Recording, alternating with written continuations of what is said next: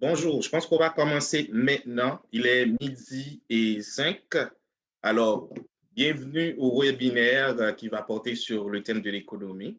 Moi, c'est Nomez Najak. Nous sommes aujourd'hui le 21 avril 2021 et nous abordons ce midi, comme tous les midis, dans 3 dates spécifiques dans une série de webinaires, la question de l'économie, mais dans un angle bien précis. Je rappelle, moi, je suis un chargé de mobilisation pour Parole d'Exclus. Parole d'Exclus est une organisation de lutte contre l'exclusion et la pauvreté, et on le fait d'une manière particulière, c'est-à-dire avec la mobilisation citoyenne et la mobilisation en soi. En termes de mobilisation, on a aussi du transfert de connaissances qui est fait, et justement, dans cette façon de travailler, et on a ce webinaire pour justement discuter et partager et une étude qu'on a faite sur le sujet, mais aussi entendre des experts sur la question. Sans plus tarder, je pense qu'il n'y a pas beaucoup de directives et je vais vous donner plus important. D'abord, au sein de ce déroulé-là, on va entendre nos invités qui sont Émilie et Jean-Philippe Benjamin. Et ensuite, on aura aussi des membres de Parole d'Exclus qui vont aussi, et Grégoire va animer un peu les deux panélistes là. Isabelle va avoir un point sur une étude de Parole d'Exclus. Et à toute fin, on aura l'occasion d'échanger. C'est-à-dire qu'il y a 2 façons. Vous pouvez, dans le Q et A, qui est au bas de votre écran, ajouter des questions qui vont être lues. Je vais lire les questions, les panélistes pourront les répondre, ou bien tout simplement et mentionner que vous, en levant la main de manière virtuelle, que vous voulez prendre la parole et puis Maya vous donnera accès pour poser la question vous-même à l'écran. Il n'y a pas d'autre chose à ajouter. Je vais pas donner plus de détails. Je vais tout simplement dire bonjour à Émilie, bonjour à Jean-Philippe, bonjour à Isabelle et Maya et laisser la parole à Grégoire pour introduire tout ça. Bonjour. Merci Nomez. Bonjour tout le monde. Je m'appelle Grégoire Autain. Je suis chargé de recherche à Parole d'Exclus. Je suis aussi sociologue. J'organise cette série de conversations sur les thématiques de l'économie au sein de Parole d'Exclus. Puis aujourd'hui, j'ai le plaisir d'accueillir euh, Émilie Laurin-Dansereau, qui est conseillère budgétaire à CEF du Nord de Montréal depuis bientôt 5 ans. Elle travaille dans le milieu communautaire depuis plusieurs années. Elle s'intéresse aux enjeux de justice sociale et de consommation. Donc, l'ACEF du Nord, c'est l'Association coopérative d'économie familiale du Nord de Montréal. C'est un organisme de défense collective des droits qui vient en aide aux personnes aux prises avec des problèmes liés au budget, au crédit ou à l'endettement. Sa mission est d'améliorer les conditions de vie des gens et de développer l'esprit critique sur la société de consommation. J'ai aussi le plaisir d'accueillir Jean-Philippe Benjamin, qui est organisateur communautaire et responsable des luttes juridiques et des communications au Front commun des personnes assistées sociales du Québec. Donc, le Front commun existe depuis 1977. C'est un regroupement de plusieurs organismes locaux de défense des droits des personnes assistées sociales qui est réparti sur l'ensemble du territoire québécois. Sa principale mission est la défense et la promotion des droits collectifs économiques, sociaux et culturels des personnes exclues du marché du travail et qui vivent dans la pauvreté. J'ai aussi le plaisir d'avoir Isabelle Heck, qui travaille à Parole d'Exclus, qui est anthropologue, qui se consacre à la recherche-action dans le but de favoriser l'inclusion sociale. Ça fait 7 ans qu'elle dirige l'incubateur universitaire de Parole d'Exclus, qu'elle est chercheure à Parole d'Exclus. Elle est aussi professeure associée à l'UQAM et membre du centre de recherche sur les innovations sociales, le CRISE. Donc, comment ça va se dérouler? Il y a d'abord Isabelle qui va prendre la parole assez rapidement pour présenter les résultats de Pelletier, un peu l'origine de cette série de conversations, revenir un peu sur un petit historique de pourquoi est-ce qu'on s'intéresse à ces enjeux-là. Ensuite, je vais moi-même présenter les résultats d'une recherche qui a été effectuée par une stagiaire, Molly Jones, qui est étudiante à Concordia, qui a fait un stage chez nous à l'automne et qui a fait une recherche avec nous sur justement le revenu minimum garanti. Et ensuite, je laisserai la parole à Émilie puis à Jean-Philippe pour faire leur présentation. Et à la fin, comme Nomez l'a dit, on aura une période de questions. Donc voilà, merci à tout le monde d'être ici, puis je vais laisser la parole à Isabelle. Merci beaucoup Grégoire. Donc, moi, je vais mettre un peu la table pour expliquer d'où vient ce webinaire. En fait, ce webinaire découle, comme Grégoire l'a dit, effectivement, de constats qui ont été confirmés par une recherche que nous avons présentée dans un autre webinaire, ça fait déjà près de 3 mois, où nous cherchions en fait dans cette étude à comprendre quels sont les grands défis qui persistent à l'îlot Pelletier, qui est un secteur de Montréal-Nord qui est près de P9 et de Angley-Bourassa, 10 ans après que Parole d'Exclus et la CHAPEM y ont déployé un modèle d'action de mobilisation citoyenne, lutte contre la pauvreté et l'exclusion sociale. Donc, dans cette étude, on s'est basé sur le point de vue d'environ 80 citoyens du secteur ainsi qu'un portrait statistique. Et ce qui est ressorti, en fait, c'est que les deux grandes priorités, les deux grands enjeux qui persistent, c'est l'économie et la santé. Et aujourd'hui, en fait, c'est vraiment les enjeux économiques et de pauvreté qui nous intéressent. Alors, juste 2 mots sur qu'est-ce qu'on a fait pour améliorer la situation économique des résidents de Pelletier dans ces 10 ans. Je pense qu'énormément d'efforts ont été faits. Il y a eu un investissement vraiment massif en logement communautaire subventionné par notre partenaire, la CHAPEM. Il y a eu un CPE de 80 places qui a été mis sur pied dans l'îlot avec vraiment un ancrage communautaire et une priorité pour des personnes à faible et moyen revenu. Il y a beaucoup d'initiatives qui ont été déployées, qui sont aujourd'hui reliées au système alimentaire pour tous, donc un jardin collectif, la production de miel, un groupe d'achat, plus tard une coopérative de distribution alimentaire, un projet d'entraide vers l'emploi. Donc, que, il y a eu beaucoup de projets qui ont eu un impact très positif sur le quartier, mais qui n'ont pas été suffisants pour sortir les gens de la pauvreté en tant que, disons, en fait, le quartier reste marqué par vraiment des dynamiques de pauvreté. Donc, si on regarde le portrait statistique, on voit encore aujourd'hui, les dernières statistiques là, de 2016, que le revenu moyen après impôt se situe à 20 000 comparé à 33 000 pour l'ensemble de la ville de Montréal. Le chômage a beaucoup baissé en 10 ans, mais il reste qu'on est encore au double de la moyenne montréalaise et plus d'un tiers vivent sous le seuil du faible revenu. Donc l'avancée majeure en termes économiques qu'on voit dans les statistiques, c'est vraiment l'accès au logement subventionné qui a énormément augmenté grâce à la CHAPEM. Donc, on a près d'une personne sur 3 qui a accès à des logements subventionnés, comparé à près d'une personne sur 10 pour l'ensemble de Montréal. Donc, ces constats-là ont aussi été reflétés dans les propos des citoyens. Donc, ils insistent sur le faible revenu, les salaires bas, la difficulté dans ces conditions de bien se nourrir et se loger si on n'a pas accès à un logement subventionné. Ça revient très souvent. Des éléments de difficulté en termes de conciliation entre travail et famille, ce qui est renforcé par le fait qu'environ une famille sur 2 est monoparentale dans ce secteur. Et on souligne aussi souvent l'éloignement en fait, des lieux de travail. Donc, il y a de nombreux défis. Qu'est-ce que les citoyens proposent comme piste? Ils proposent d'augmenter le salaire minimum, subventionner encore plus de logements, subventionner le transport, l'accès au numérique, mais aussi la piste du revenu minimum garanti est ressortie. Et ça, c'est vraiment différent par rapport à d'autres études qu'on a fait où on parle plutôt de création d'emplois, etc. Donc, cette solution-là, très structurelle et plus universelle, elle est nouvelle. Donc, on s'est intéressé à vraiment bien comprendre de quoi il s'agit, quelles sont les possibilités. Et là, je repasse la parole à mon collègue Grégoire. Merci Isabelle. Donc c'est ça, comme tu viens de le dire, on a exploré plusieurs pistes, puis là on a retenu la piste du revenu minimum garanti comme piste de transformation structurelle. Puis je vais vous présenter un peu les résultats de la recherche de Molly Jones, qui d'ailleurs est ici aujourd'hui, donc je voudrais en profiter pour la remercier. Est-ce que vous voyez tout le monde voit mon écran? Ouais, c'est bon.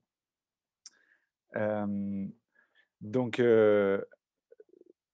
Donc c'est ça, cette recherche-là, elle portait sur le revenu minimum garanti en analysant plusieurs expérimentations pour voir c'est quoi les effets et l'intérêt d'un tel projet. Donc je vais vous présenter rapidement. Ça marche pas? Ouais, ça marche. OK.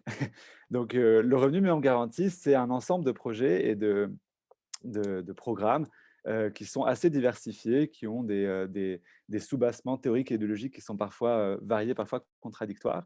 Mais tout le monde, enfin, la définition la plus minimale, c'est que c'est typiquement un montant d'argent qui est distribué à des bénéficiaires qui peuvent l'utiliser comme bon leur semble. Donc, c'est un peu un projet qui contraste avec les programmes sociaux habituels qui tendent à subventionner des besoins prédéterminés. Souvent, le revenu minimum garanti est inconditionnel, mais il n'est pas toujours, malheureusement, universel. Puis, je reviendrai sur cette question de l'universalité du revenu minimum garanti. Les recherches, elles tendent à montrer que les expérimentations de revenu minimum garanti sont efficaces pour améliorer de manière substantielle et structurelle la qualité de vie des bénéficiaires. Et c'est d'ailleurs ce que montre donc ce travail de recherche effectué par Molly, euh, qui était stagiaire à l'automne dernier, c'était pas 2021 d'ailleurs, il y a une erreur, c'est en 2020, avec Parole exclue. Elle a compilé des données, des rapports sur une dizaine d'expérimentations de revenus minimum garanti qui ont été documentées. Quand c'était possible, elle s'appuyait sur les données primaires, sinon elle s'appuyait sur le rapport de recherche pour pouvoir faire une analyse transversale de ces expérimentations-là. Il y a une grande diversité des programmes qu'elle a analysés, qui sont dans des contextes différents, autant au nord qu'au sud global, qui sont aussi dans des milieux ruraux comme dans des milieux urbains. La durée des expérimentations elle-même est assez variée. Ça a pu durer plusieurs années, des fois une décennie. Et c'est des expérimentations tant anciennes dans les années 70 qui continuent encore aujourd'hui.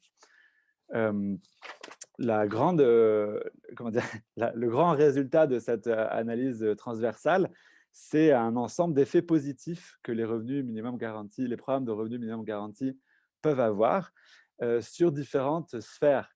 Il y a tout d'abord sur la santé, tous les projets démontrent une amélioration de la santé mentale comme physique des bénéficiaires.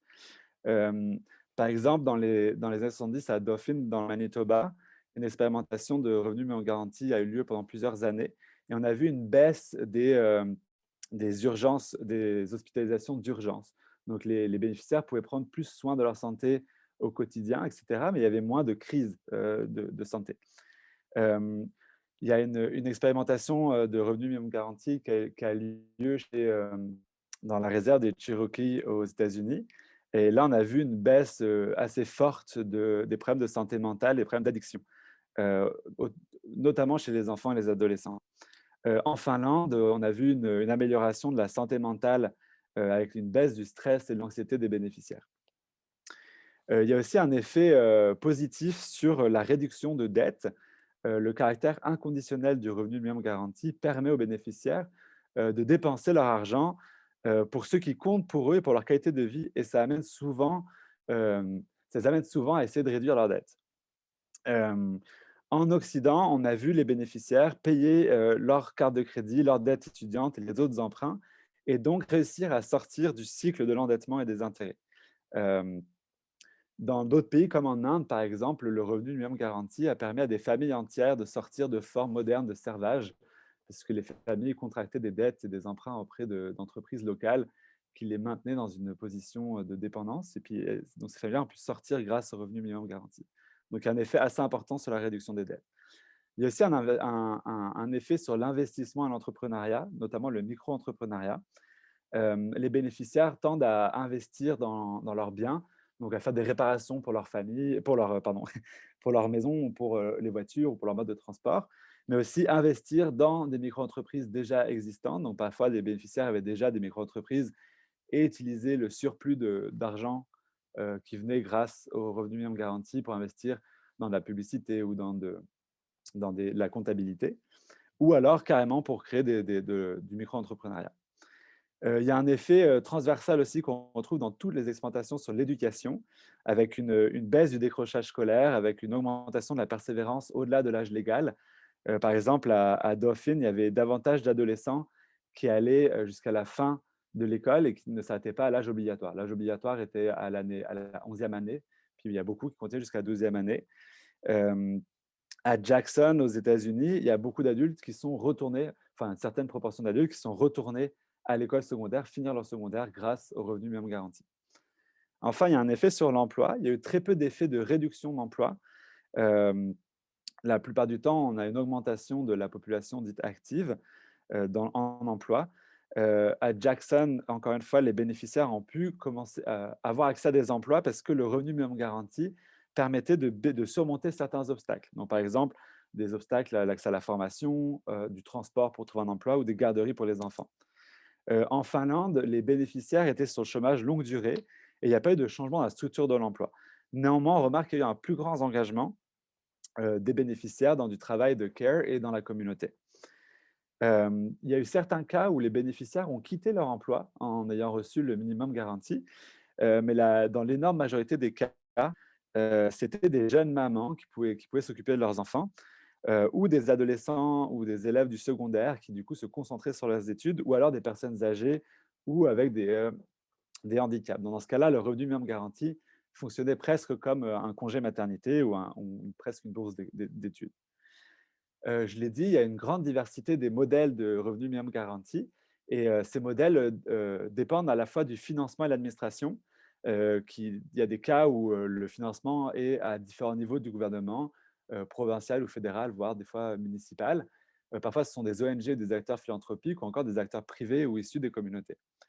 Le mode de financement et le mode d'administration va avoir des effets importants sur le potentiel transformateur du revenu minimum garanti. Donc, c'est des questions importantes à se poser de qui finance et qui gère ces programmes-là.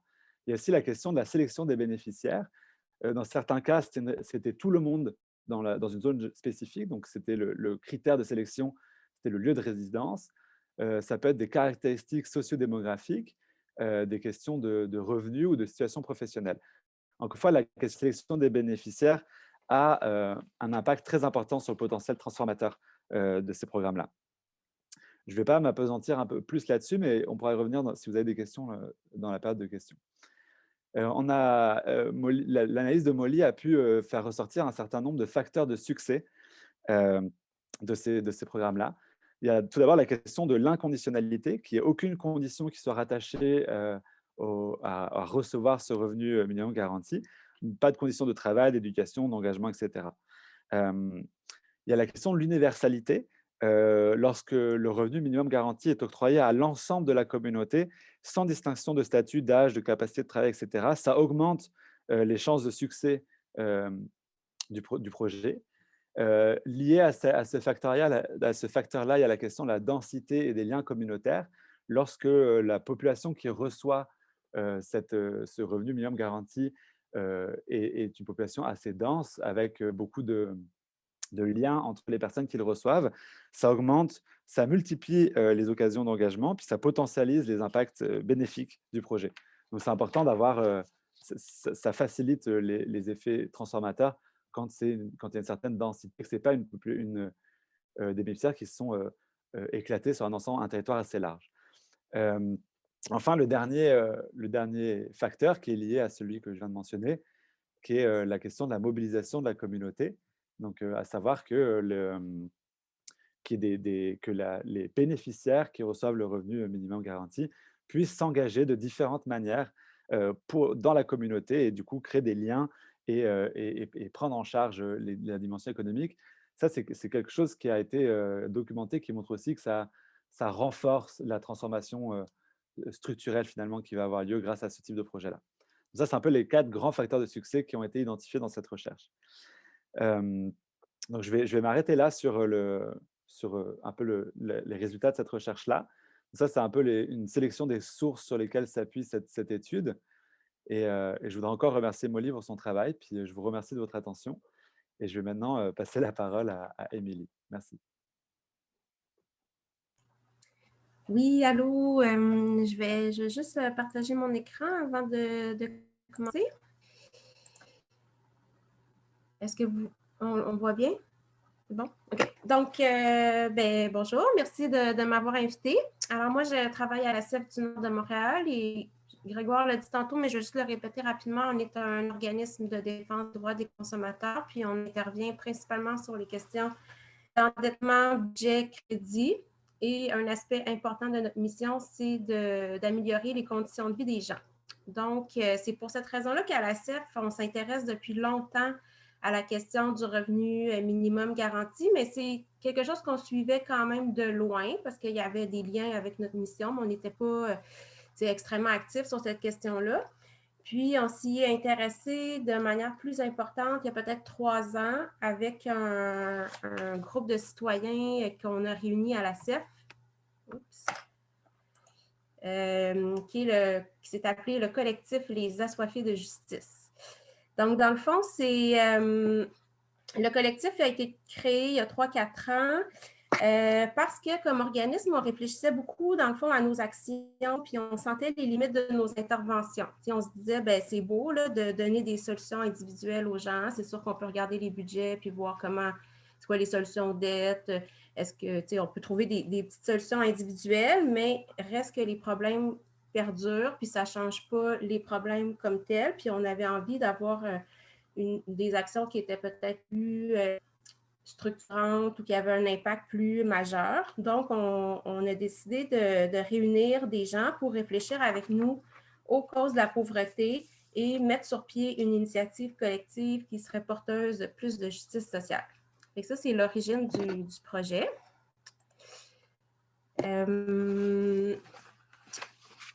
Donc, ensemble, avec les citoyens et les citoyennes qui ont répondu à notre appel, on a échangé sur les différentes injustices qu'on vivait, puis on a réfléchi aux causes systémiques de la pauvreté. Là, les images que vous allez voir, c'est une action qu'on a faite en juin 2019 sur la question du revenu minimum garanti. Donc, dans les problèmes, là, il y a beaucoup de problèmes là, liés à la pauvreté qui ont été nommés, mais il y en avait 5 là, que le groupe a considéré plus importants, qui étaient la faim, l'isolement, la qualité des logements, les problèmes de santé et les difficultés à se déplacer en lien avec le coût du transport. Mais bon, après, on s'est questionné aussi sur la société qu'on voulait, puis on a exploré différentes solutions qui étaient possibles pour arriver à notre société rêvée.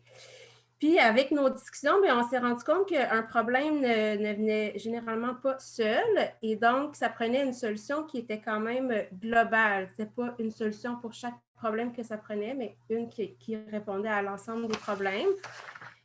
Puis, en plus, on s'est dit aussi que tous ces problèmes-là avaient une cause commune. Là, on ne voit peut-être pas très bien sur l'image, mais c'est la pauvreté, la cause à tous ces problèmes-là.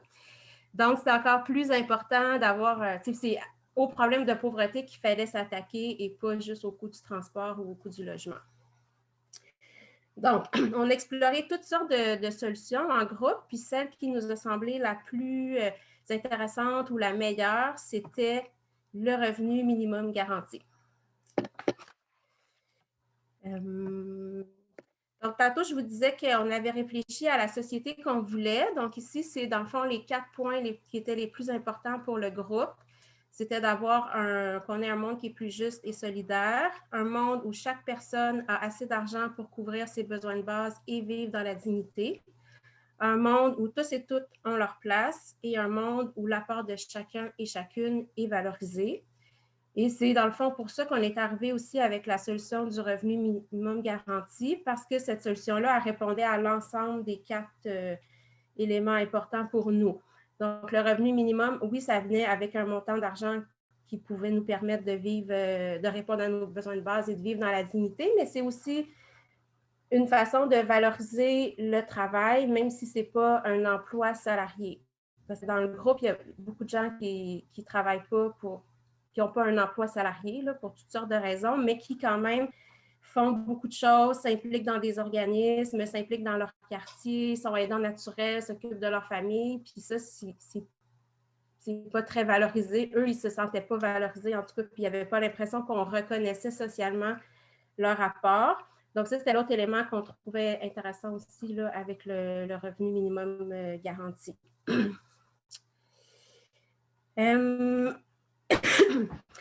C'est sûr que pendant le projet, on s'est posé beaucoup de questions autour de cette solution-là. Notamment, c'est combien d'argent ça qu'il faudra avoir un revenu minimum garanti. C'est intéressant, mais c'est combien d'argent? On s'est demandé aussi par rapport à l'argent, est-ce que ça devrait être juste en argent? Parce qu'il y a quand même des propositions de revenu minimum qui proposent autre chose. Si on veut avoir plus d'argent dans notre budget, il y a deux façons d'y aller. C'est soit d'augmenter nos revenus ou de diminuer nos dépenses. Fait qu'on se disait, est-ce que pour avoir un revenu minimum garanti qui est un plus petit montant d'argent, mais qui est compensé par des logements gratuits ou de l'Internet gratuit, des autobus gratuits. Donc, ça génère quand même plus d'argent dans notre budget. Puis, on a réfléchi aussi, pour qui? Est-ce que c'est pour tout le monde? Est-ce que c'est juste les adultes, juste les enfants? Pas juste les enfants, mais aussi les enfants. Est-ce que c'est un montant par famille ou si c'est par personne? Donc, on s'est posé toutes ces questions-là. Puis, c'est quand même des questions pour lesquelles on trouvait difficile des fois d'avoir des réponses parce qu'on se disait, nous, on n'est pas des économistes, on n'est pas des fiscalistes. C'est quand même pas si simple que ça. Il y a beaucoup d'enjeux.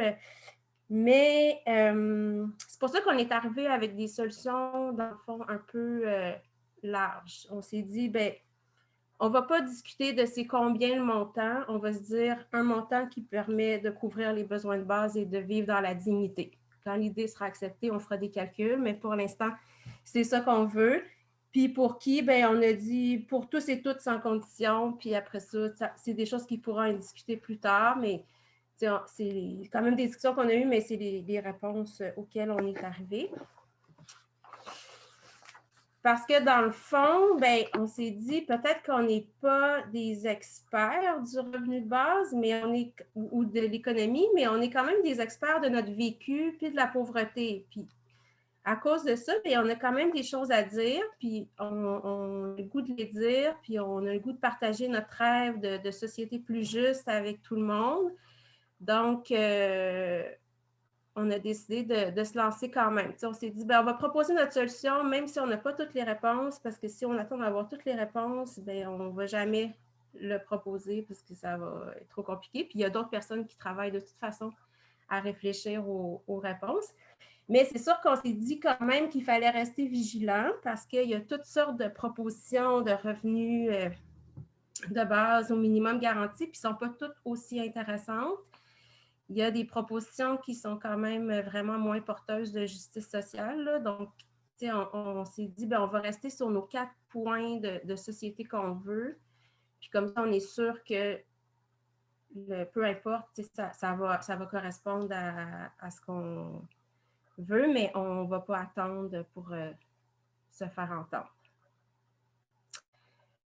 Et dans le fond, c'est ça que j'avais à proposer aujourd'hui. Peut-être dire qu'à partir de le groupe, ce qu'il a fait, c'est qu'on a rédigé un manifeste sur la question du revenu de base.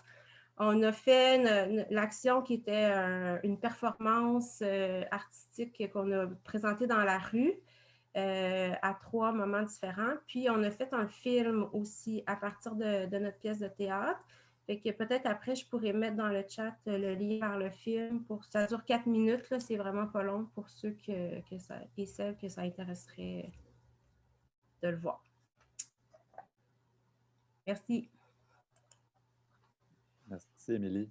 Je vais maintenant passer la parole à Jean-Philippe. Oui. Est-ce que vous m'entendez? Oui, génial. Bonjour tout le monde, je m'appelle Jean-Philippe, je suis responsable des dossiers juridiques et des communications au Front commun des personnes assistées sociales du Québec.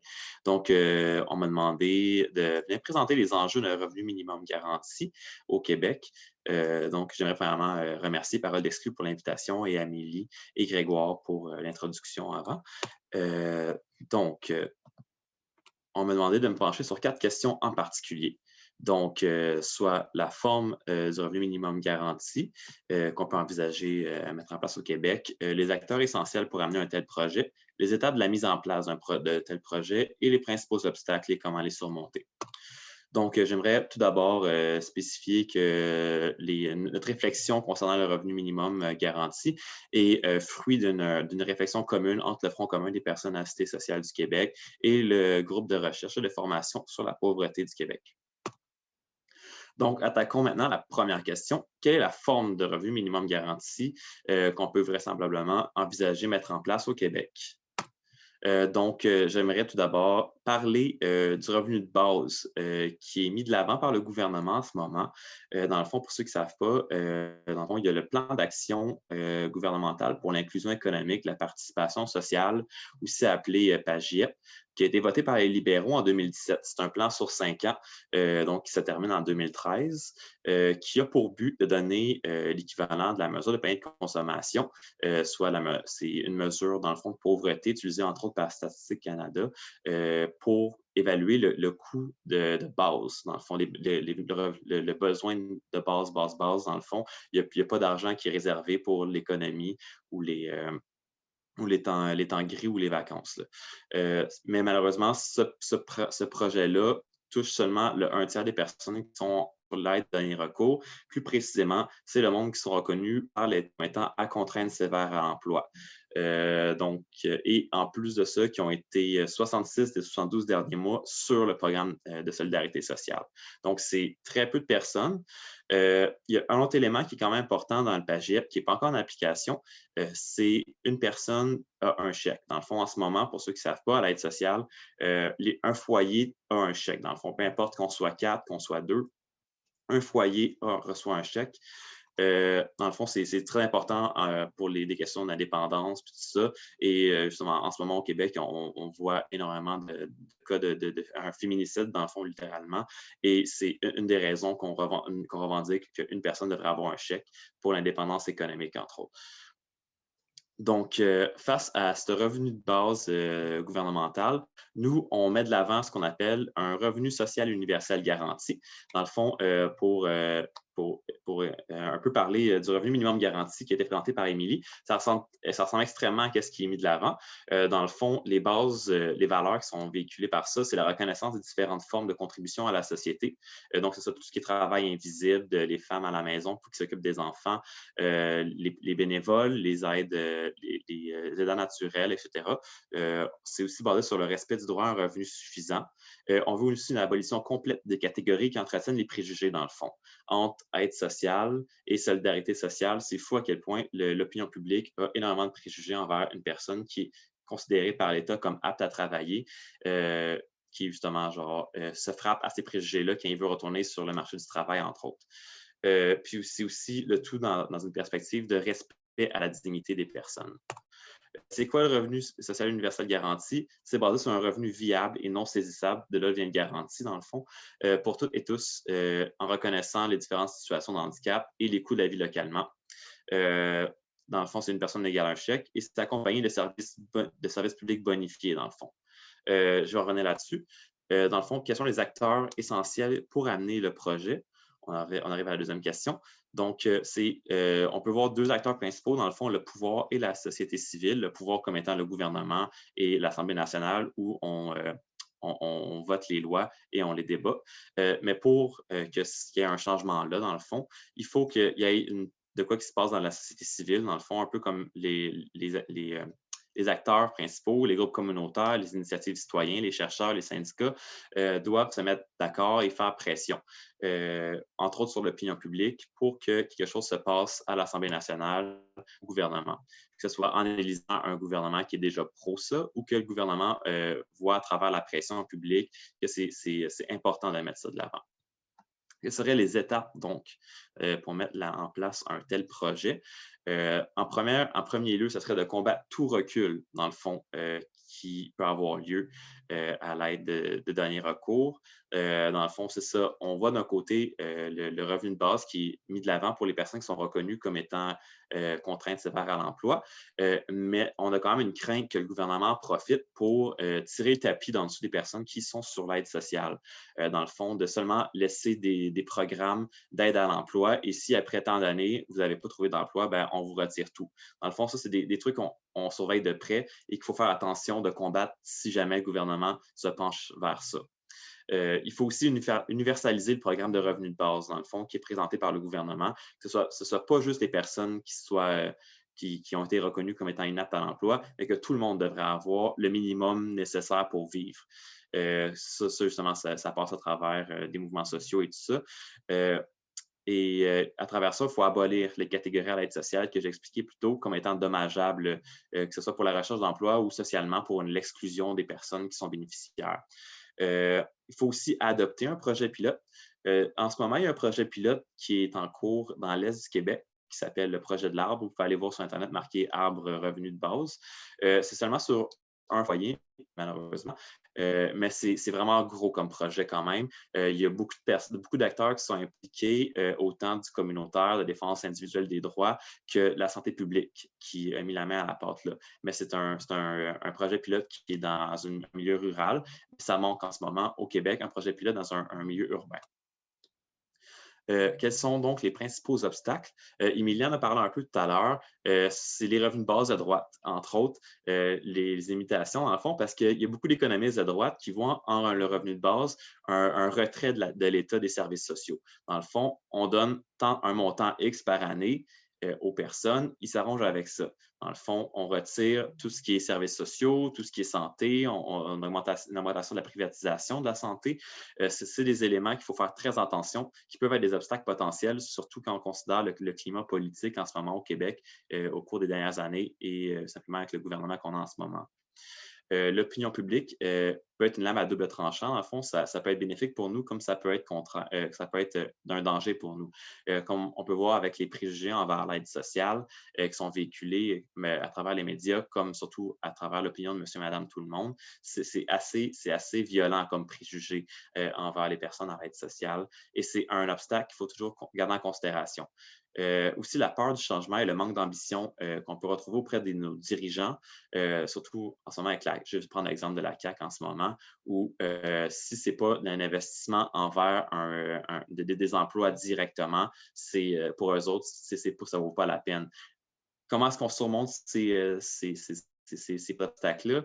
C'est en mettant sur pied un mouvement social avec un discours cohérent, avec des analyses de chercheurs, entre autres les risques de recherche, comme on parle en ce moment avec Lilo Pelletier, qui démontre clairement qu'il y a un besoin nécessaire, il y a un besoin pour mettre de l'avant un tel revenu, avec des statistiques, entre autres, du bénéfice, tant pour la santé publique que pour l'économie en général, de donner un revenu de base à une population. À travers ça, on peut convaincre l'opinion publique et aussi, encore une fois, combattre tout recul qui peut subvenir à travers justement les idées de revenus de base de droite ou les changements mis de l'avant par les dirigeants. Donc, ça conclut mon survol rapide de la perspective de revenus de base pour le Québec. Il y a énormément de chemins à faire et énormément de chemins qui peuvent faire un U-turn dans le fond.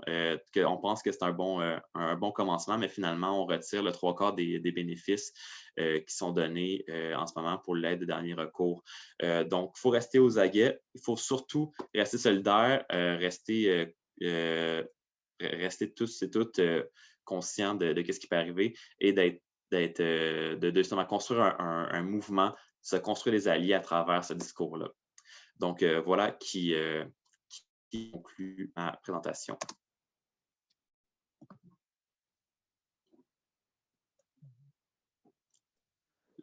Merci beaucoup, Jean-Philippe, pour ta présentation. Je vais repasser la balle à Nomez, qui va animer la période de questions-réponses. Donc, c'est ça, c'est des questions. Je laisse Nomez animer. OK. Alors, merci Émilie, merci Jean-Philippe, et merci Isabelle également, et Grégoire et Maya. Mais surtout, je pense qu'il y aura des questions peut-être pour Émilie et Jean-Philippe. J'y vais avec, on a d'abord dans le chat une question, mais c'est une question qui j'ai l'impression que c'est lié à la présentation de Jean-Philippe Benjamin. Pendant que tu étais en train de présenter un des projets pilotes, les gens ont posé la question, est-ce que ça se termine en 2013 ou 2023? Je crois que c'était sur le PAGIEP. si je ne me trompe Oui. pas. Oui, donc le PAGIEP, dans le fond, c'est un plan d'action gouvernemental. Ça a été voté en 2017, c'est sur 5 ans, ça termine en 2023. Je m'excuse si j'ai dit 2013, je me suis trompé. Parfait. Merci. Il y a une autre question qui a apparu dans le chat. Je vais voir avec Maya. Est-ce que la personne voudrait prendre la parole à l'écran ou aimerait qu'on lise ces questions? Oui, donc on a eu une question de Paul Robitaille. Donc, si elle souhaite prendre la parole, elle peut lever la main avec la petite main qui est en bas de l'écran. Sinon, la question, elle est dans le chat, donc on peut la lire aussi. C'est déjà fait. La petite main est levée. Parfait, on va donner la parole. Attendez. Vous m'entendez bien? Oui. Bien, merci beaucoup. C'est vraiment, vraiment intéressant. Moi, je suis la députée de Bourassa-Sauvé. Et puis, un de mes dossiers, c'est la lutte contre la pauvreté et tout ce qui est exclusion sociale. Et bon, je ne vous le cache pas, mon parti était au pouvoir avant le mandat de la CAQ, et on avait un ministre qui s'appelait François Blais qui a justement pondu ce plan de lutte-là contre la pauvreté. Et au sein de mon parti, tout l'enjeu du revenu minimum garanti, c'est un gros débat actuellement, donc moi, ça m'intéresse beaucoup. Les questions qui reviennent tout le temps, c'est combien ça va coûter à l'État? Combien de plus ça va coûter à l'État? Parce que on le sait que s'il y a le sentiment espèce d'assurance d'avoir ce revenu minimum garanti-là, c'est un soulagement pour beaucoup qui leur permet de sortir de la pauvreté. Mais combien? Est-ce qu'il y a des études qui ont déjà, qui peuvent nous donner une idée de combien ça coûterait à l'État? Puis c'est combien ça serait le revenu minimum garanti idéal? J'avais discuté cette question-là avec François Blais, qui est un prof d'université dans sa vie ordinaire, qui recherche ces enjeux-là. C'est son thème à lui. Il a même écrit un livre sur le revenu minimum garanti. Lui, en ce moment, il favorise, puis j'aimerais vous entendre, M. Benjamin, là-dessus, il favorise un crédit d'impôt de solidarité bonifié qui pourrait être réparti sur une année. Vous, qu'est-ce que vous en pensez? Ça, c'est ma première question. Et ensuite, juste par mesure de précision, dans le plan de lutte contre la pauvreté en ce moment, dites-moi si c'est juste, parce que je vais l'amener au crédit la semaine prochaine avec le ministre Boulet, il ne se base pas sur en fait, le revenu minimum garanti pour les personnes qui ont des contraintes à l'emploi n'est pas encore mis en place. Je pense que ça va être en 2023. Mais ça va être basé sur le panier de consommation, la mesure du panier de consommation. Mais en ce moment, les prestations ne sont pas du tout pensées en fonction du panier de consommation. Puis ça crée une espèce de grosses différences, en fait, entre les vrais besoins du monde, les besoins de base, et les prestations et l'établissement des prestations en ce moment. Donc, le 700 $, il est complètement déconnecté des vrais besoins du monde sur le terrain. Hein? Donc, en ce moment, la MPC, ce n'est pas l'étendard ou la base pour établir les prestations. Ça va être le revenu de base. Je ne sais pas si vous me suivez là. Mais donc, il y a encore une grosse différence. Puis, nous autres, ce qu'on aimerait, ce serait de devancer les mesures qui devraient être mises en place en 2023 et d'avoir tout de suite un chèque, une personne. Puis bon, j'imagine que vous allez être d'accord avec ça, puis un chèque, une personne-là, ça soit aussi pour les prestataires d'aide sociale. En tout cas, je ne sais pas si vous me suivez, là, mais bon, est-ce que, je vais juste résumer, puis je ne vais pas prendre trop de votre temps, mais est-ce qu'il y a eu une étude qui dit combien ça coûterait au Québec si on avait vraiment un revenu social universel garanti? Ça serait combien le montant par mois pour les gens? Puis, c'était quoi l'autre affaire? Ah oui, le crédit d'impôt de solidarité. Et puis aussi, justement, on a une fausse impression parce qu'on dit que la pauvreté diminue, mais en fait, on a une fausse impression parce que les prestations ne sont pas basées sur le panier de consommation, mais sur autre chose. Puis, il faudrait peut-être établir les prestations en fonction du panier de consommation. En tout cas, allez-y. Ça avait été capable de me suivre. Oui, je vais essayer de vous répondre le mieux possible. Donc, en premier, comment ça coûterait? Si on n'a pas d'études officielles, en ce moment, on a des projets de calcul, mais c'est ça, il faut qu'on contacte d'autres chercheurs pour les double-checker pour être sûr. Mais sinon, c'est ça, on estime environ 2 milliards de dollars pour que l'ensemble du Québec reçoive un revenu viable. Dans le fond, revenu viable, c'est beaucoup plus que la MPC. C'est quasiment le double. Dans le fond, c'est un revenu qui permet de subvenir à ses besoins d'un côté, puis de l'autre, de faire des économies, des fois prendre des vacances pour sortir. Et dans le fond, le but derrière tout ça, c'est de pouvoir s'émanciper en tant que personne, parce que justement, avec, comme vous l'avez dit, 708 $, c'est très peu. C'est entretenir la pauvreté, c'est maintenir le monde dans un état de survie constant. Quand on a faim, on pense juste à notre prochain repas, on ne pense pas à comment est-ce que je pourrais devenir un meilleur employé ou comment je pourrais créer ma propre entreprise. Pour ce qui est le crédit d'impôt, c'est bien beau penser à ça, mais il faut aussi se rappeler qu'il y a énormément de personnes à l'aide sociale qui ne font pas leur impôt parce que c'est compliqué, parce que les ressources ne sont pas toutes là. En ce moment, avec la COVID, c'est très compliqué. Justement, cette année, il y a eu un gros 300 000 $ qui était donné pour aider les cliniques d'impôt. C'est largement insuffisant. On parle de 810 000 personnes qui sont en état de pauvreté au Québec. C'est aberrant la différence de ressources qui est donnée quand on considère le besoin nécessaire. Mais c'est ça, c'est vraiment l'aspect que les personnes à l'aide sociale ne font pas en majorité leur impôt, que le crédit d'impôt a une grosse faille. Pour ce qui est de la MPC liée au PAGIEP, dans le fond, dans le plan du PAGIEP, c'était basé sur la MPC de 2017 qu'en 2023, il allait rejoindre. Dans le fond, en 2017, les personnes sur la solidarité sociale recevaient 12 000 $ et quelques poussières au début. Et le but, c'était qu'en 2023, ils reçoivent 18 000 et quelque chose, qui est équivalent à 103 % de la MPC de 2017, si je ne me trompe pas.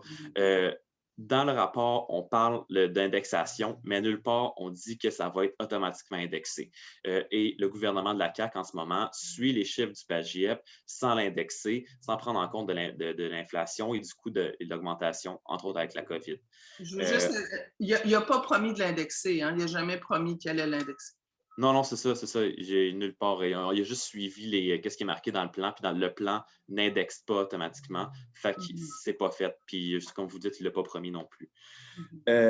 Sinon, je suis vraiment content pour qu'est-ce que vous dites pour un chèque une personne. J'ai bien hâte de voir si ça va se faire. C'est une revendication qu'on a depuis longtemps et qui, justement, touche surtout, au final, les femmes, sans compter les mariages forcés qui sont mis entre colocataires simplement parce qu'ils partagent un repas, entre autres. Mais ouais, j'ai hâte de voir la suite de ce dossier. Un mardi, on le challenge là-dessus. Alors, oui, génial. On va le confronter. Merci. On a une main levée. Émilie aimerait réagir rapidement. Oui, ce ne sera pas long. Je voudrais juste dire que pour moi, c'est une erreur de seulement regarder combien ça coûterait, le revenu de base, parce qu'il faut aussi regarder les économies que ça permet de faire. Tantôt, Grégoire présentait son étude en santé, dans plein de domaines, il y a des économies qui vont venir avec ça. Puis, je vous inviterai à consulter les solutions fiscales aussi qui ont été développées par la coalition Main Rouge, 10 milliards de solutions. De l'argent, il y en a. C'est des choix politiques, puis ça serait possible d'aller chercher de l'argent autrement avec des mesures qui sont documentées et assez simples. Merci. Bien, merci. Bon, à date, je n'ai pas de main levée pour les participants et dans le Q&A. Il y a une personne avec la main levée.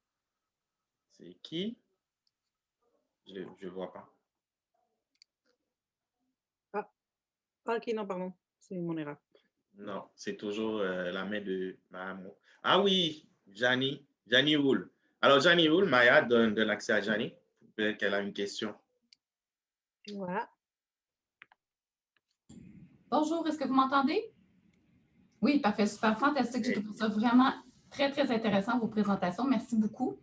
Dans le fond, un des obstacles, vous l'avez bien dit, là, Jean-Philippe, c'est la perception de l'opinion publique à l'égard des montants qui sont versés.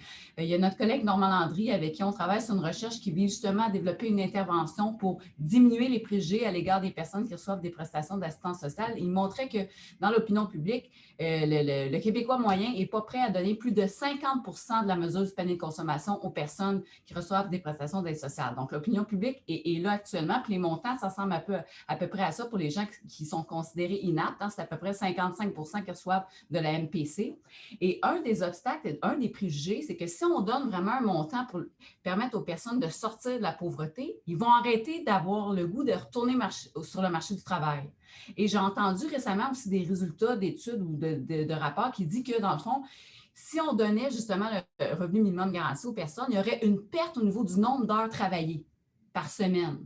Donc ça, je pense qu'il va falloir se développer un peu un argumentaire autour de ça pour réussir à convaincre les gens puis diminuer ce préjugé-là puis cette crainte-là, parce que pour moi, c'est un obstacle très important. L'idée, c'est qu'on ne veut pas trop leur en donner parce qu'ils vont rester chez eux, ils vont arrêter de vouloir un peu s'en sortir. C'est complètement aberrant, mais quand même, je pense que c'est des arguments sur lesquels il va falloir travailler un petit peu plus dans les années à venir pour réussir à trouver, c'est un argumentaire plus solide là, pour défendre ce point de vue-là là-dessus. Donc, j'aimerais savoir qu'est-ce que vous en pensez.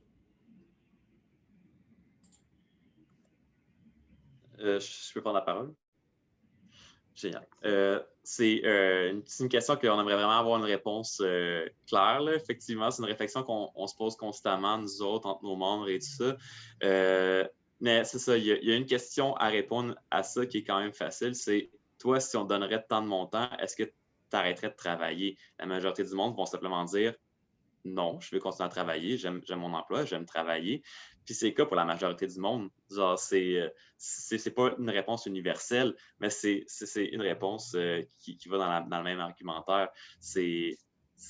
Il y a très, très peu de personnes qui vont simplement s'asseoir sur ces lauriers. Le monde que, justement, comme je pense que c'est Grégoire qui en avait parlé tantôt, quand ils ont fait des tests, justement, sur des revenus universels, ils ont simplement vu que les personnes qui vont arrêter de travailler, c'est les étudiants, c'est les mères, c'est du monde qui ont besoin de temps libre pour s'investir totalement dans un autre truc qui est aussi fondamental à la société. Le seul problème là-dedans, c'est vraiment l'aspect de comment on voit le travail dans notre société. Il faut que ça donne un revenu, il faut que ça donne quelque chose de concret qui donne du profit. Si on ne fait pas ça, c'est considéré comme, c'est très dévalué dans notre société. C'est de quoi je trouve qu'on doit repenser.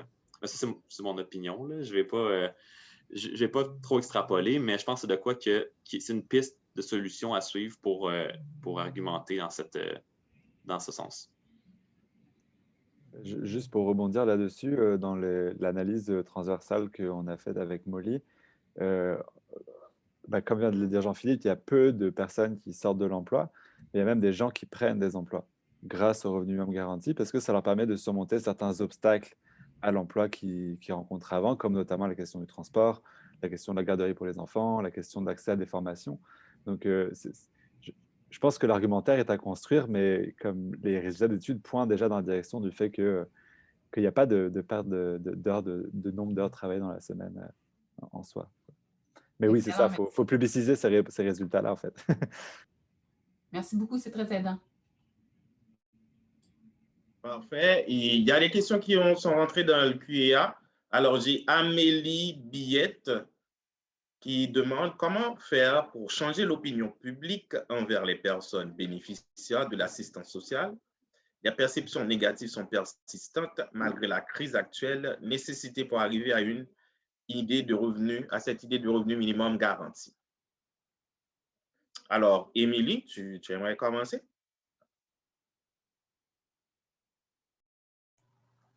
Comment faire pour changer les perceptions? C'est tout un défi. Je ne sais pas s'il existe une solution. Je pense qu'il y a beaucoup de gens qui réfléchissent là-dessus.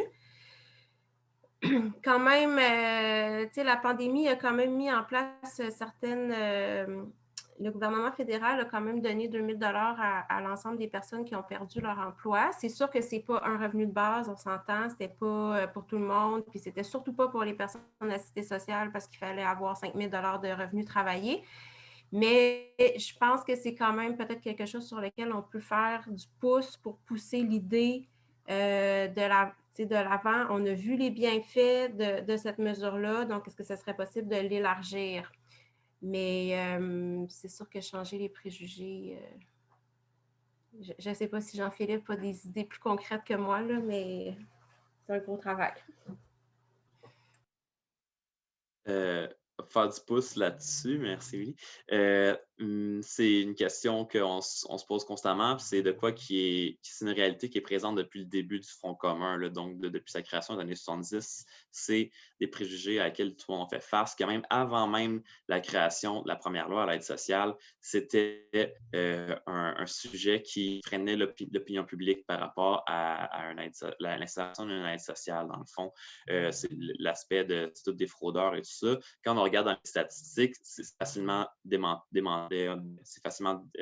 ces mythes sont facilement démentis. Là. Dans le fond, c'est un très, très bas pourcentage de fraude, même que le gouvernement dépense clairement plus dans les enquêtes de dossiers qui n'aboutissent absolument à rien parce que le monde ne fraude pas. C'est simplement aberrant, l'espèce de mentalité qui est véhiculée, entre autres, par des téléséries comme Les Bougons, qui était une bonne reproduction, en fait, des préjugés de la société, en parlant des bénéficiaires d'aide sociale, mais comme on n'a pas vraiment de solution magique, sinon je pense que les préjugés n'existeraient simplement pas, mais on plane là-dessus. Je pense que ça va beaucoup dans l'éducation, mais ça, c'est quand même compliqué d'essayer de comprendre à monsieur, madame, tout le monde, de les faire arrêter dans leurs préjugés qui sont ancrés, puis de leur expliquer quoi la réalité des personnes assistées sociales. Mais un des bons exemples qu'on utilise souvent, c'est d'essayer de les mettre au défi de faire un budget avec 708 $ par mois, par exemple. Ça fait réfléchir beaucoup de personnes, ça les fait réaliser à quel point l'aide sociale, c'est des peanuts, là. C'est pas grand-chose, puis ça prend énormément de jus simplement à traverser un mois avec 708 $. Bien. Il y a d'autres questions qui apparaissent à l'écran. Alors, il y a Samantha Candido. Est-ce qu'un programme de revenu universel peut mener à l'amélioration de l'éducation à distance? Ça, c'est une première question. Et puis, elle ajoute, on a vécu à la réouverture des écoles pendant cette pandémie à cause de la pression mise par les parents et les professeurs sur le gouvernement. L'éducation à distance posait trop de défis, mais c'est bien connu maintenant que les écoles sont responsables de la transmission du virus et des éclosions. Alors, je reprends la question. Est-ce qu'un programme de revenu universel peut mener à l'amélioration de l'éducation à distance? Jean-Philippe, vas-y. Oui, je vais... Mais comme un peu l'a dit Grégoire tantôt, ça encourage justement les élèves à retourner à l'école, à lâcher des petites jobines qui sont nécessaires pour aider leur famille ou pour subvenir à leurs besoins. Donc, c'est clair qu'un revenu universel va avoir des bénéfices. De là à m'avancer en disant que ça va aider l'école à distance, j'ose pas m'avancer sur ce terrain-là et je pense pas qu'il y ait des études qui sont sorties là-dessus et je ne vais pas mouiller en disant un oui ou un non, mais pour le retour aux études, pour l'accès aux études, définitivement. Vas-y, Émilie. Bien, si je prends la deuxième partie de sa question, parce que peut-être que je n'ai pas bien compris la question, mais ce que je comprends, c'est que les parents ont mis de la pression sur les écoles pour qu'elles restent ouvertes parce qu'ils devaient aller travailler puis ils ne pouvaient pas s'occuper des enfants. Donc, en ce sens-là, peut-être que le revenu minimum, oui, aurait pu aider la situation parce qu'il aurait pu permettre aux parents peut-être de prendre un congé du travail pour pouvoir rester à la maison, s'occuper des enfants, les aider avec l'école, chose qu'en ce moment, ce n'était pas vraiment possible de faire parce que le loyer, il fallait continuer à le payer. Puis, je pense qu'un apport intéressant du revenu minimum garanti, c'est que oui, ça permet aux gens de sortir de la pauvreté puis de vivre dignement, mais ça permet aussi aux gens de faire des choix en fonction de ce qui est important pour eux puis de leurs valeurs, ce qui peut varier d'une personne à l'autre. Mais quand on a plus d'argent puis on a comme un surplus à la fin du mois, bien là, on peut faire des choix qu'on n'a pas quand on est en mode survie. Oui, tout à fait. Puis, il faut aussi se rendre compte que le revenu minimum garanti, c'est une mesure structurelle à long terme qui permet d'augmenter de favoriser la résistance des populations face aux crises. Donc, c'est sûr que ça aide dans n'importe quelle crise, notamment une pandémie. Mais ce qu'on explore ici, c'est un revenu minimum garanti au-delà de la seule crise aussi, genre pour travailler sur un jeu de la pauvreté à long terme. Bien, merci. On va poursuivre avec les questions. On a Mathilde qui demande, Mathilde Manon qui demande, est-ce que la question du travail nous semble aussi intéressante, abordée du point de vue de la décroissance. Est-ce qu'un revenu minimum garanti associé à un service civil ou une valorisation de l'engagement social non rémunéré ne permettrait pas aussi de diminuer la part des emplois qui sont non essentiels et nuisibles à l'environnement?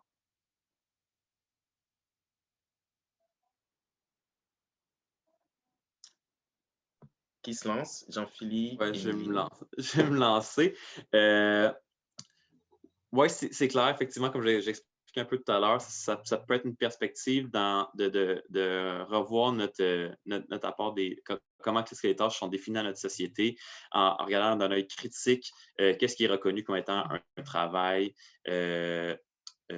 qui est bénéfique, dans le fond, comme justement le travail invisible, comme j'expliquais tout à l'heure, qui est souvent mis de côté parce que ça ne donne pas un profit. Mais au final, c'est des fondements de notre société. Là. Si les mères arrêtaient d'être mamans, personne serait ici en ce moment. Donc c'est quand même nécessaire de remettre en question puis d'identifier ce qui est vraiment utile à la société. Mais pour ce qui est souvent de la décroissance et tout ça, je ne vais pas m'avancer là-dessus. Je ne vais pas mettre le nom du Front commun genre volontairement là-dessus, mais c'est clair que ça peut être vu dans une perspective semblable à ça. Émilie? Je peux juste ajouter, je pense que le revenu de base pourrait nous amener à réfléchir notre société autrement, mais je ne sais pas si c'est automatique. On a un revenu minimum garanti. Automatiquement, on s'en va vers la décroissance, puis on va diminuer les entreprises. On le disait tantôt, il y a tout un spectre dans le revenu de base, autant des très à droite et des très à gauche. Puis ceux qui sont peut-être plus vers le spectre du très à gauche réfléchissent aussi le problème autrement, puis ils vont un peu dans une perspective de décroissance. Puis d'ailleurs, je voudrais juste revenir sur une question qui a été posée tantôt par rapport aux préjugés, comment défaire les préjugés. Puis là, c'est sûr que c'est l'œuf ou la poule, qu'est-ce qui amène quoi, mais je pense que le revenu de base peut contribuer à diminuer les préjugés parce que c'est une façon de sortir aussi de cette logique-là où c'est seulement le travail rémunéré qui est important. Avec le revenu de base, on ne reçoit pas de l'argent selon le type d'emploi qu'on occupe, mais c'est juste parce qu'on est un être humain puis qu'on vit, qu'on mérite d'avoir une vie digne. Donc, ça peut amener à changer la perspective parce que c'est pas vrai que les personnes à l'aide sociale, ils passent leur journée assis sur le pouf, les deux pieds dans les airs. Là. Souvent, ils sont très occupés puis ils travaillent beaucoup. C'est juste que c'est pas un emploi qui est rémunéré et qui est revenu. Donc, mais là, c'est sûr que peut-être qu'il faut diminuer les préjugés pour arriver au revenu de base, mais d'en avoir un pourrait permettre aussi de diminuer les préjugés. Je voudrais aussi rebondir sur la question de Mathilde. Il y a deux choses là-dedans. D'un côté, dans la formulation, il y avait l'idée d'associer un revenu minimum garanti à un service civil ou une valorisation de l'engagement social. Nous, dans les analyses transversales qui ont été faites du corpus des expérimentations, il y a quand même, on montre quand même que l'inconditionnalité du revenu de base est un facteur de réussite, donc de l'associer à un engagement communautaire. Souvent, il n'y a pas besoin de le faire parce que le revenu de base encourage l'engagement communautaire, l'engagement social des bénéficiaires. Mais de l'associer à ça, ça peut poser des enjeux, alors que l'inconditionnalité est un facteur de succès. Sur le reste de la question, il y a des réseaux qui réfléchissent à des théories du revenu minimum garanti, qui réfléchissent à comment est-ce que ça peut permettre de découpler le travail de la rémunération. Puis du coup, ça amène à réfléchir à ce que c'est que le travail, puis qu'est-ce que les gens veulent faire comme travail, non pour la rémunération, mais pour le travail en lui-même. Donc, c'est une piste qui peut ressortir de l'expérimentation d'un revenu minimum garanti, mais encore une fois, ça dépend de la forme aussi et puis ça prend du temps. Là. On ne restructure pas la structuration du travail en peu de temps, là, c'est sûr. Bien, et j'aimerais aussi lire un commentaire de Alejandra Zaramendes.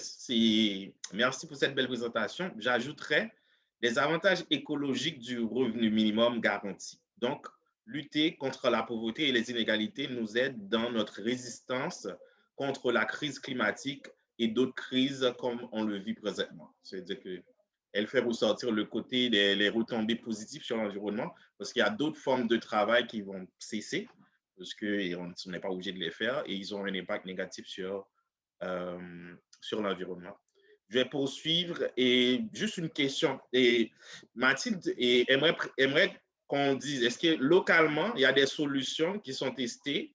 Et est-ce que la réponse de Grégor satisfait à cette question-là? Elle pourra nous le confirmer dans le chat. Sinon, on va peut-être demander à Grégor ou d'autres panélistes d'élaborer. Ensuite, je pourrais prendre une autre question. C'est Marie-Simon qui demande concrètement quelles sont les prochaines étapes pour concrétiser un tel projet. Et est-ce que la PCU, est-ce que c'est un modèle de revenu minimum garanti? Et avec qui et comment pourrait-on mettre des projets pilotes dans des quartiers? Qui se lance? Je vais me lancer. Donc, pour commencer avec la PCU, oui, ça peut être effectivement une bonne base. D'ailleurs, il y a une étude qui est sortie dernièrement, faite par l'enquêteur économiste du Canada, si je ne me trompe pas, qui disait entre autres qu'après 1 an de traitement un peu semblable à la PCU, le Québec pourrait sortir 60% du monde de la pauvreté. C'est quand même énorme, c'est quand même des bonnes statistiques qui démontrent clairement qu'il y a des retombées positives facilement accessibles avec un de tels programmes. Sinon, pour ce qui est des étapes à faire et tout ça, le projet, du moins que j'ai parlé un peu tout à l'heure, le projet L'Arbre, dans le fond, il faut de concert qu'il y ait des groupes communautaires et qu'il y ait des groupes liés à l'État, que ce soit la santé publique ou même le Parlement qui demande concrètement qu'il y ait un projet pilote qui soit créé. Mais c'est ça, il faut justement qu'il y ait un commun accord justement dans un quartier ou une ville ou un village pour que les acteurs sociaux marchent main dans la main pour faire ce travail-là. Mais c'est ça, ça dépend vraiment aussi de la collaboration du pouvoir et tout ça, mais ça dépend des acteurs sur place. Bien. Émilie, tu as d'autres trucs à ajouter à cette question-là? J'ajouterais juste que, oui, la PCU, ça peut être un modèle, mais les allocations familiales sont une sorte aussi, c'est sûr que ça ne répond pas à l'ensemble des critères, mais c'est quand même un revenu qui est donné à toutes les familles, peu importe leur revenu. Le montant va être ajusté selon le revenu de la famille. Et ça a quand même permis, notamment les allocations fédérales qui sont franchement plus généreuses que celles du Québec, d'aider les familles et d'améliorer vraiment beaucoup les conditions. Et des fois, on voit ça peut-être plus gros comme un gros changement. C'est sûr que ça serait un changement, là, mais il y a quand même déjà des exemples desquels on peut s'inspirer. Bien. Malheureusement, je ne vois pas d'autres questions. Attendez-moi. Ah oui. À partir de statistiques de la PCU, combien de gens ont fait le choix de reprendre leur emploi, par exemple? Un argumentaire contre les préjugés. Ça reste un commentaire, mais si vous voulez rebondir là-dessus. Est-ce que la PCU a un impact sur le nombre de personnes à reprendre leur emploi?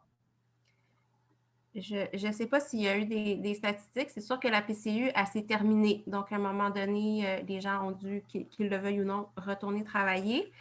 Par contre, je pense que ça peut ça a amené quand même à réfléchir aussi sur même juste la question du salaire minimum, parce que quand le gouvernement fédéral a dit 2 000 $ de PCU par mois, le gouvernement provincial est obligé de donner un supplément de revenus aux travailleurs essentiels qui étaient au salaire minimum parce qu'ils se retrouvaient à gagner moins finalement que le 2 000 $. Puis c'était plus intéressant pour eux d'arrêter de travailler. Fait que c'était quand même positif dans le sens, je ne sais pas si ça va avoir des impacts à long terme, mais positif quand même parce que ça amenait à réfléchir, ben c'est quoi un salaire qui a du sens, puis comment ça se fait que des travailleurs qu'on juge essentiels, qui sont les seuls à pouvoir aller travailler, gagnent moins que, sont si mal payés finalement, alors qu'ils sont supposément essentiels. Mais... Bien. Juste Bon, on était supposé terminer à 1h15, il reste 1 minute et je ne vois pas d'autres questions. On a pratiquement fait le tour et je vais peut-être avoir un mot de la fin. Et sauf si Grégoire aimerait. Moi, je voulais juste rebondir sur la question des statistiques sur la PCU très rapidement. Là. Je ne sais pas s'il y en a, mais s'il y en a, ça prend avec des pincettes parce qu'il y a un contexte sanitaire qui fait que le rapport à l'emploi est de toutes les façons différent qu'en temps normal. Donc, ce n'est pas parce qu'on ne retourne pas à l'emploi avec la PCU que c'est que le revenu minimum garanti a un impact négatif sur l'emploi parce qu'il y a une crise sanitaire en même temps. Donc, je pense qu'Emilie a raison sur le fait que ça peut permettre à des gens de se sensibiliser à la question du revenu minimum garanti. Mais sur les impacts sur l'emploi, je prendrai les statistiques des pincettes quand même, s'il y en a. Voilà, c'est tout. Mais merci. Good. Alors, ça fait une très bonne conclusion. Alors, je vais encore remercier Émilie, Jean-Philippe, Isabelle et Maya, et aussi vous toutes et vous tous qui étiez avec nous en live et sur Zoom, et même les personnes qui ont regardé peut-être en direct sur Facebook. Un petit rappel, ces webinaires vont reprendre le 21, c'est une série, c'est-à-dire qu'on va avoir une deuxième partie le 21 juin et une autre partie le 21 octobre. Et j'aimerais que vous remplissiez aussi le formulaire qui devrait apparaître à l'écran, je pense, et un formulaire d'appréciation. Vous pouvez le faire directement sur Zoom, là, et puis les personnes qui aimeraient avoir accès à plus d'infos et faire partie de la conversation, à la réflexion sur ce sujet-là. Et n'hésitez pas à nous laisser votre courriel et ça nous fera un plaisir de vous mettre en lien avec ce qu'on fait à part les webinaires. Sur ce, j'aimerais juste terminer sur un petit mot là que j'aime souvent citer quand je fais des réflexions liées à tout ce qui est création de valeur et de richesse et d'économie. C'est un mot de Idriss Aberkan, bon, je vais paraphraser, c'est que la connaissance est un bien immatériel et les connaissances immatérielles, et contrairement à ce qui est matériel, c'est-à-dire que plus on le partage, ça diminue, ça se divise, et sur la connaissance, ça se multiplie. Sur ce, merci, à la prochaine et ce fut un plaisir.